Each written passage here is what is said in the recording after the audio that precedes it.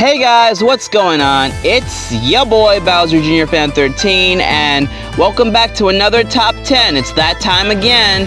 And today we are going to be doing a Top 10 list on Under Night Inbirth. So those of you who don't know what the game is, Under Night Inbirth is a fighting game created by Arc System Works, and I kid you not, the other company responsible for making this is called French Bread. I know, right? A company named French Bread. Well, hey, I mean, I don't know what to say about this. I'm just shocked. But listen, we're not here to talk about the company's names. Under Night Inbirth has to be one of the greatest video games to have ever come out. Not to mention that its story is pretty unique, has some good gameplay, and its wide cast of characters are interesting, which is exactly what we're going to be talking about.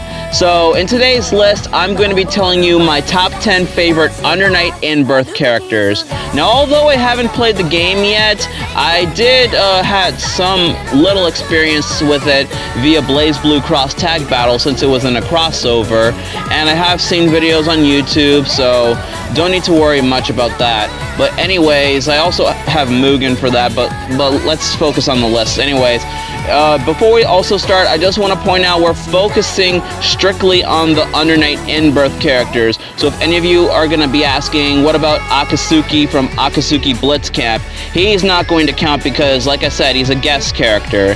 So anyways, without further ado, let's get into this action, shall we? Alright, so coming in at number 10, we have Waltstein. Alright, so who is Waltstein? Well, basically, let me try to explain his story. I'm going to be summarizing everybody's stories the best way I can because the Under Night Inbirth lore is as confusing as BlazBlue and Guilty Gear, so I'll try to explain it the best way I can. Okay, so Waltstein is a beast, or a man that basically lived for many centuries. I mean, you could tell because he's very old, because of his appearance and stuff. But don't let that fool you, because Waltstein is very powerful. Anyways, so he's just a man who's very powerful and who loves the thrill of battle. I mean, he loves fighting against strong opponents. I think he's probably pretty prideful of his fights.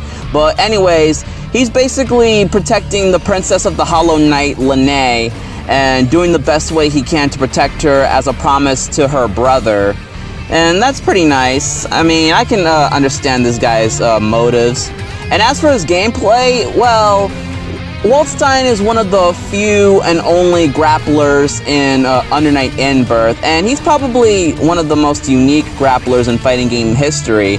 I mean, not much to talk about him because I really don't play Waltstein in any of the games, but as far as I could tell, he is very powerful. I mean, he crushes you with his big, long arms and his huge spiky arms and hands, and like, dang, I'm just speechless at this because I never knew a man this old have this much strength within him. So I think that's all I gotta say about Waltstein. He's pretty cool. This battle was truly thrilling! I am grateful to have met a warrior such as you! Alright, so coming in at number 9, we have Enkidu. Alright, so Enkidu's story, basically, he's a warrior from the ancient times who's basically seeking strong opponents. Similar to Waltstein, but I think, Enkidu, he doesn't have any other motivations other than just wanting to seek any strong opponents that he could face off against and show off his strong, immense power. I think that's pretty much all he's got, but there's also a mysterious woman who's also told him about these strong opponents that he could face called Inbirths, and basically seeing that these Inbirths might be very powerful, this gets him excited, and he wants to show them what he's truly made of. I wonder who this mysterious woman might be. But anyways, in terms of his gameplay, he has some pretty solid gameplay, some pretty neat moves. I also like his astral finish, basically surrounding his opponents with darkness and showing an up-close shot of him basically with an evil, scary face. Bro freaking gives me Akuma vibes. In fact, I think this dude might be the Akuma of this game because, I mean, it definitely shows. You can tell by his design, his story, and his gameplay. This dude is basically straight up Akuma, and it's pretty cool. やがて巡り集う微細な力。天とし束ねれば岩をも砕く。不不思議なものよ。Alright, so for number 8, we have Chaos. Alright, so Chaos's deal is that basically he's just a young boy working into this evil organization known as Amnesia. And I don't know what goes on with Amnesia, but all I know is that it's led by their leader, Hilda, and Chaos is apparently friends with one of the members, Gordeu, who has left the organization. But apparently, Chaos wants to get the Lich Crest, which is one of Amnesia's biggest threats. So he steps foot into the battlefield to see where it is. And I think that's basically what's his deal.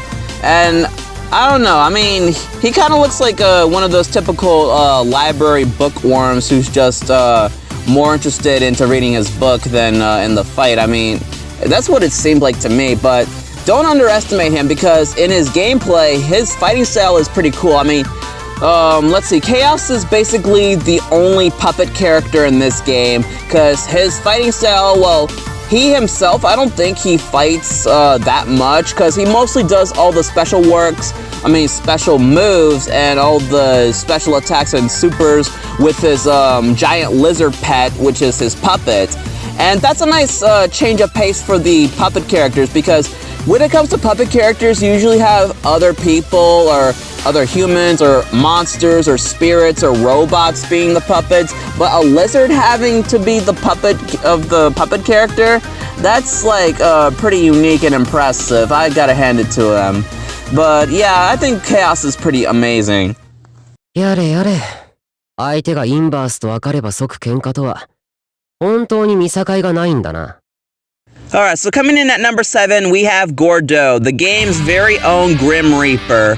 I like Grim Reaper characters. I mean, personally, I know I love Ragnar the Blood Edge more as in terms of being a Grim Reaper, but Gordeu seems more of a Grim Reaper to me since, I don't know, he might give Ragnar a run for his money.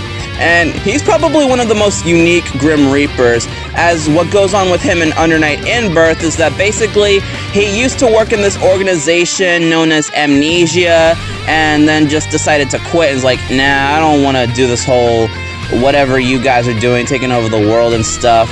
And then when he finds out that Hilda and Chaos is up to something, he's like, oh shoot, what are you guys doing? I guess I gotta put a stop to you. But he's not doing it for anybody, or he's not doing it for like for saving the world. He's just doing it just to satisfy himself. I mean, Gordeu is a weird case because his personality seems very mysterious. I mean, he seems like a Grim Reaper that just wants to steal people's souls and all that stuff for the thrill of it. But he also seems like a pretty chill and reasonable character, and I kind of like that. You don't really see that every day where there's a character who's just pretty chill and like very reasonable even with the heroes. I mean, at one point in BlazBlue Cross Tag Battle, he's even willing to work with his enemies. He's even though they hate him, and that's pretty unique for a character like him. But anyways, in terms of his gameplay, like I said, Gordeu is your basic Grim Reaper character, basically swiping his scythe everywhere and just slashing everyone and harvesting their souls, and that's pretty much all you gotta know about Gordeu. He's pretty awesome. I like this dude. My scythe can harvest my opponent's fighting spirit. Yeah, that's a lie, but you lost the battle the moment you lost focus. Alright, so at number 6, we have Seth. Seth has to be one of the coolest characters in this game, considering that he's a ninja. Or, at least I thought he was a ninja. He's more of an assassin.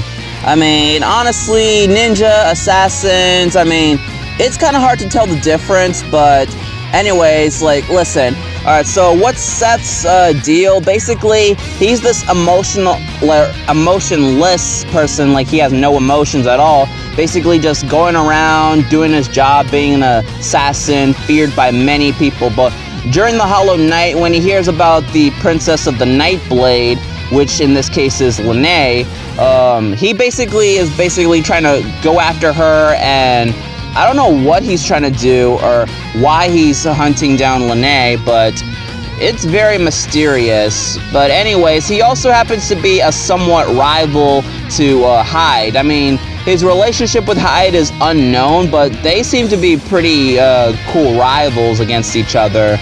But anyways, in terms of his gameplay, Seth's gameplay is pretty amazing. He's just your typical fast rushdown character that just is very fast and loves to basically move all over the place and get people confused.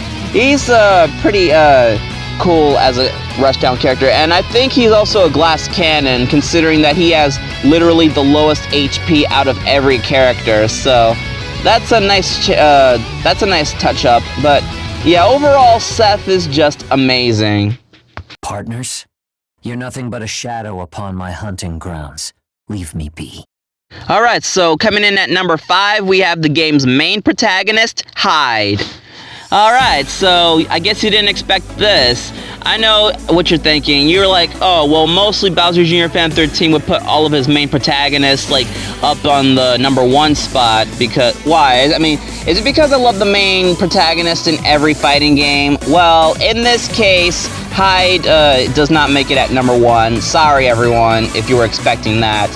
But anyways, going into Hyde's story, Hyde is basically just a normal high school student just enjoying his life until he encounters Princess Linne, and basically she wants to have him help her out, so he decides to do that. It's basically bringing him into her house, taking care of her and stuff, following orders, basic stuff. And he's also apparently awakening his powers known as the X or something like that, and he wields a sword known as the Insulator.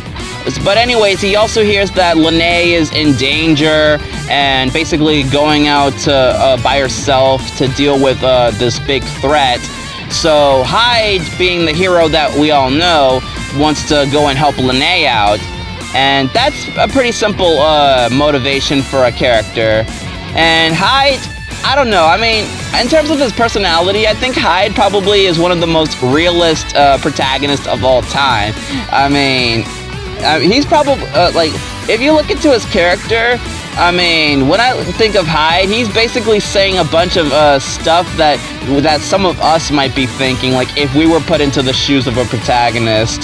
But anyways, in terms of his gameplay, Hyde is just your simple all-rounder character. He's got his projectiles, his rising uppercut, forward dash attack, stuff like that. Not much needs to be said about Hyde. He's a pretty cool protagonist, but not cool enough. All I wanted was a normal life. But as long as I have this power, it seems like trouble will always find me. Alright, number 4, we have Merkava. Merkava is hands down one of the most interesting monster type of characters in a fighting game. So anyways, with Merkava's deal in Under Night Inbirth, he was a man, or I think he was a man, like, he was just a mysterious man who basically fell into some sort of corruption and some sort of void, and he became something known as a rebirth, which has taken Hilda's interest and many of the Inbirth's interest too. So when the Hollow Knight started to happen, Merkava reawakens as this mysterious beast and is like, yes, it's time to go hunt my prey, or something like that. So Merkava is now just this mindless monster wanting to consume his enemies and basically satisfy his hunger. And it's pretty unique, and also I find it also more unique how maybe Merkava might just have a little bit of his humanity left despite being a demon, or turned into a demon, which is pretty neat. And his gameplay is pretty simple, basically just doing typical demon stuff, biting and slashing his opponents. He also whacks them with his big, wobbly noodle arms, like seriously, his arms are like so noodly and so weird when he fights. And I also love his insta-kill where he's trying to eat his opponent and blood splatters. I mean, it's not real blood, it's just black stuff covering it. Because, I mean, I'm pretty sure the developers wanted to censor that. But getting off topic, I think Merkava is just a pretty amazing character. And I'm not gonna lie to you, when they were casting the English roles for the Under Night characters in BlazBlue Cross Tag Battle, I found it hard to believe that this dude is voiced by Ben Diskin, the one and only Ben Diskin who voices these characters. But I digress, he does a pretty good job as Merkava. Our battle has given me great pleasure, but despite your strength, you are only human. No match for a beast like me. Alright, so at number 3, we have Hilda. Hilda is this game's main antagonist and main villain of the whole game. So her motivations and her story is basically simply this. She rules a organization known as Amnesia, and she's also known as the Paradox to many of the characters throughout the game. So her motivation is that she hears that there's these certain inbirths that are much stronger, known as rebirths. This has seemed to interest her as she wants to become a rebirth. So she basically does whatever she can to become a rebirth by, with the Hollow Knight being active and trying to get the princess and the insulator as a way to like solve this puzzle and how she could become a rebirth. And she's someone that you don't want to trust. I mean, she seems like she'll use her powers to basically show everyone who's boss. And it even shows in her gameplay too, as she's basically one of those dominant characters, those dominant women who basically just wanna don't mess around and basically show you how fearful they are. And Hilda's also one of the best zoners in fighting games. She's probably my most favorite zoner in all of video game history. And she's also one of the most disrespectful fighters, as when she does one of her super moves, she just does one of those weird fancy laughs where she's laughing at your face, insulting you as you're getting impaled and being like feeling pain through her, well, I don't know what it is that she uses against you, but her weapons, her projectiles that she throws at you, they look like hour hands or minute hands that you see in a clock. Like, I don't know if it really is that, but that's what it looks like to me, to be honest. But still, Hilda is one dominant woman and one dominant villain, and one of the best female villains that you don't want to come across, and she could give certain other female villains a run for their money. How would you like to join Amnesia? I might have the perfect position for you. Alright, so coming in at number 2, we have Linne. Alright, Linne is the princess of the Hollow Knight, and basically, she saves a young high school boy, this case being Hyde, from being consumed by the void, but she couldn't save him from becoming a inbirth is what I meant to say. So with his new powers and wielding the insulator, Linne asked for his help, basically to end her life, but I don't know what was the cost of it or why she wants him to end her life, but as she's requesting his help, she also hears about Hilda, the boss of Amnesia, who's looking forward to seeing her during the Hollowed Night. So Linne feels like it's her responsibility to take down this Hilda, as it will like somehow save the world, but she also, as much as she wants Hyde's help, she tries not to get him involved with it because she doesn't want to endanger him. I mean, that's nice. I mean, I don't know what to say about this story, but it's pretty typical and simple. And I think Linne is a pretty fun character. I mean, she's this lady who takes an appearance of a young woman. I mean, this gives me it reminds me a lot of Rachel Alucard from BlazBlue, and she seems like a pretty cool character where even though she's young, she looks, well, she's not really young, even though she looks young, she's a lot mature and she doesn't even joke around, but I think she might joke around just a little bit. I mean, we rarely see Linne like crack a smile or anything like that, but I don't know, she's very mysterious. And I'm gonna say this, I also love her gameplay, as she's one of the, well, I thought she was an all-rounder or a rushdown character, but she seems to be both of them, as she's one of the fastest characters in Under Night Inbirth. And I really like her gameplay. I've gotten used to it in BlazBlue Cross Tag Battle, and she's one of my favorite characters to play as next to Naoto in that game. And I'm also gonna say this, Linne hands down has the best theme song in Under Night Inbirth. Like, out of all the character themes, out of all the songs in Under Night Inbirth, Linne's theme takes the cake for me. I love listening to this song every day. It's so catchy, it's so amazing, and Linne is just a wonderful character. We're a pretty good combination. If fate permits, we should help each other again. Before we get to my number one pick of the list, as always and as usual, here are my Bowser Jr. Fan 13 honorable mentions. Yuzuriha, basically a shrine maiden with a big giant sword, and she's also the big sister that we all want in our lives. In fact, I think she would make an excellent big sister to me. Like, I would love a sister like Yuzuriha to protect me from any of those demons, inbirths, or rebirths that goes on. She's pretty cool. Orie. Orie is basically a maiden or a young fair lady who wields a sword, basically looking like one of those majestic knights, while also wielding a persona. Okay, it's not really a persona, but it seems like that to me. Yakuya. Not much to say about this dude, but he's got like spider powers because he's got the spider legs and he can shoot spider webs.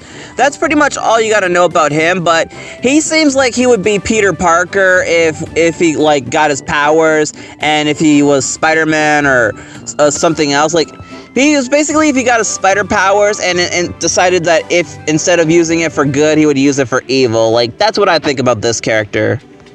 Mika. Alright, so this one's a little weird and silly, but you got this little girl running around, fighting off these demons and monsters, and carrying these big, heavy-ass gauntlets on her hands. Like, god damn! Like, I never expected a little girl to carry big things like those around her. It's quite impressive. Alright, and finally, my number one favorite Under Night Inbirth character is Carmine. Alright, Carmine is hands down one of my most favorite characters in Under Night Inbirth, because, you see, Carmine follows one of my favorite type of villain tropes that I love, the psychopaths, or the menaces. Basically, what that means is that these type of villains, they are so crazy, so wild, so psychopathic, so sadistic, and they have zero, and I mean zero morality or remorse for their actions or any sympathy for humans. They have none of those, and they just do whatever the hell they want. And Carmine definitely follows those tropes. But anyways, what goes on with him is that basically he's a warrior who mastered some sort of forbidden technique, and now he's going around attacking other inbirths because basically they just rub him the wrong way, and he only cares about fighting. Like, he only wants the thrills of fighting and beating up people, as well as taking their blood, because he is a blood manipulator after all. But after recently defeating someone who belonged to Amnesia, after uttering the words Hilda, which of course refers to Hilda the Paradox, the leader of Amnesia, Carmine seeks interest in Hilda, and he wants to seek wherever she is, as she might be one of the most powerful fighters that he could go up against. And that's a pretty simple motivation for a villain like him. Just a psychopathic guy going around beating up people because he likes to fight, and basically just to prove how weak they are and how strong he is. And just, he reminds me a lot of Azrael from Blaze Blue. In fact, these two have actually interacted with each other. I love how they sometimes pair up Carmine with Azrael. And it's pretty neat because both of them fit well together. But anyways, in terms of his gameplay, Carmine's gameplay is pretty interesting. I love all of his special attacks, as he is a blood manipulator, using his own blood as projectiles or special attacks and all that stuff. It's pretty unique, but whenever you use his special moves, like his blood and stuff, it's at the cost of draining his HP, so you want to watch out for that, because Carmine, although I don't know if he's a glass cannon, I mean, he doesn't have the lowest HP, but he's one of those risk-reward type of characters, and it's pretty unique. I mean, I'm not gonna lie, I don't like playing risk-reward characters because that will make playing the game hard, because I'm not gonna lie to you guys, I like using special moves a lot, and I think Carmine's gameplay is gonna be very hard for me to master. I mean, it probably is, but regardless and overall, Carmine has some pretty cool gameplay, an interesting story. I also love his design too. I mean, like, being a blood manipulator, he's got blood all over his hands and even inside of his hair, and those crazy red eyes of his makes him look very scary and menacing. So yeah, that's all I have to say. Carmine is my #1 Under Night Inbirth character. I crush anyone who pisses me off, and anyone who tries to stop me. And that's all we have for today, ladies and gentlemen. What do you think of my list? Do you agree? Do you disagree? And let me know in the comments down below who is your favorite Under Night Inbirth character, and I will see you all next time. Peace out, everyone.